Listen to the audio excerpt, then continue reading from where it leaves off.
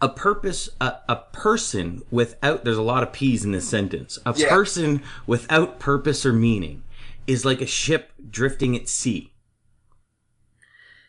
That can get people thinking. I mean, just that statement alone, there's so much talk about what's my purpose? What was I put on this earth to do?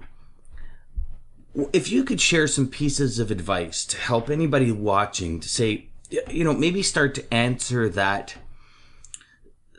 digging question of purpose and how to find their purpose, what would it be? Wow. Well, recently there's been another Carnival cruise ship in the news that was out to sea and lost its engines. That's what being without your purpose is like.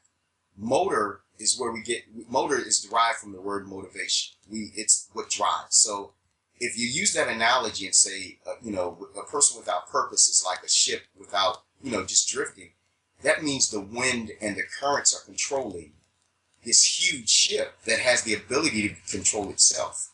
When we talk about purpose, I don't think we're asking the wrong question. I think we're asking the wrong person. Because usually with purpose, we want to ask someone else, what is my purpose? We're asking the right question to the wrong person. We should be asking that to ourselves in the quiet times, which is very difficult to do with Blackberries, iPhones, Androids, emails, iPads, satellite television with 3,000 channels. We're just way too distracted. There are too many voices. There's too much outside influence and chatter. It's all turned into white noise, including that still small voice that's on the inside of us, Dan.